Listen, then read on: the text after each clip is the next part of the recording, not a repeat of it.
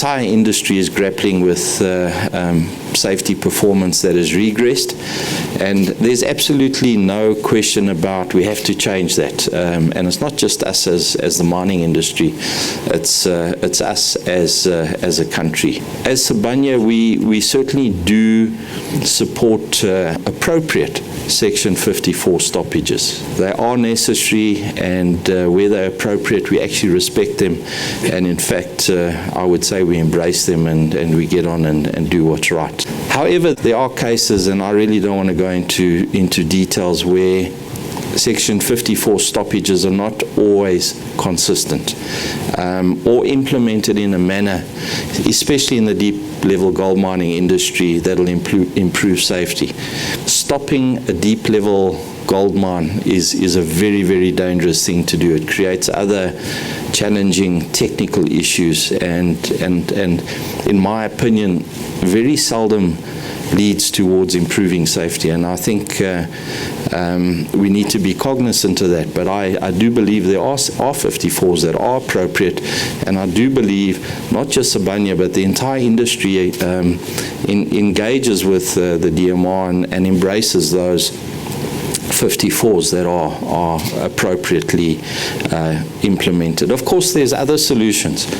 You don't have to implement or be issued a Section 54 to fix up. There are Section 55s, and there are other ways of addressing exactly the same issue. What I can assure you, the industry through the Chamber of Mines and Sibanye and the other companies are all actively engaging with the DMR on the matter. I believe that the DMR and all other stakeholders will come to the party, and we will find a way of implementing safety stoppages so that safety continues to improve without impacting on the viability of these businesses. We have to achieve both. We can't just achieve the one. There was the 5% increase in gold production, and you can see how that actually brings your costs down. I just want to make sure that you are aware that we don't think that our costs or our performance is acceptable at the moment. We've had a solid operational performance, but it's not been a great performance, and we have by no means achieved our potential in the gold division over the last 6 months. We've actually had 8 fatalities for the year in the first 6 months, and regrettably in the first couple of weeks of the third quarter we've had an additional 3 fatalities.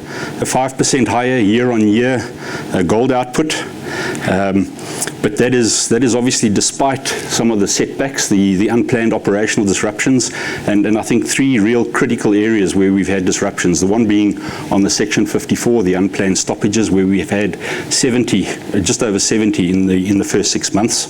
But then there was also the preparation that we went into for the potential strike that was looming in the second quarter, and then there was also an illegal sit-in at one of the shafts. Safety is one of our biggest challenges. With a 5% improvement in gold output and the 30% increase in the gold price, the rand gold price, we've seen that operating profit increase by 125%, and that's sitting at 5.3 billion for the period.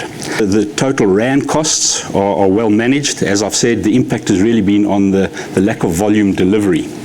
And if we take out those unplanned disruptions, the total cash cost would have actually been around 362,000 rand a kilogram. So almost a 20,000 rand impact as a result of those disruptions, the Section 54s and unplanned stoppages. And then if you take the impact of the Cook 4, which is the old Ezulwini operation, which we're in the 189 process with, their costs have a negative impact to the extent of around 10,000 rand a kilo on those unit costs. So net, if you take all of those out, potentially, and that's where we're talking about where our potential actually lies, we could be around about the low 350,000 rand per kilo on total cash costs. I am sorry to say that last Friday we suffered the first fatal injury in 23 months at Kroondal, where a colleague of ours, Kabelo Rangagwa, died in an LDV accident in the Bambanani shaft. That particular shaft was fatal free for 11 years, 4.8 million shifts. But it did happen. We're still busy with the investigation. and our thoughts are with his family. From a production perspective and a cost perspective, for the half year in question, it was a record. So Mimosa and Kroondal as a combination for the 6 months has never produced what it did in this 6 months. From a cost perspective, I'll go through that at the individual assets on their slides, but I think also suffice to say that we are comfortable with the cost performance that was recorded.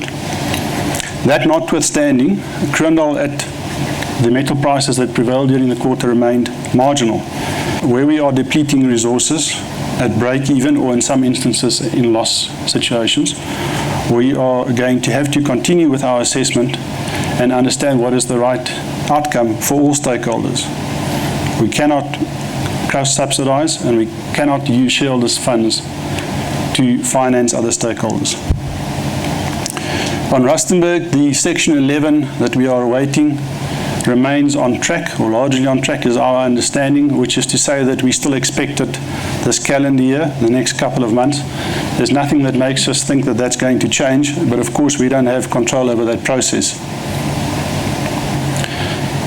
Kroondal does not participate in the current wage negotiations, so you can note that our agreement stands until 30 June next year.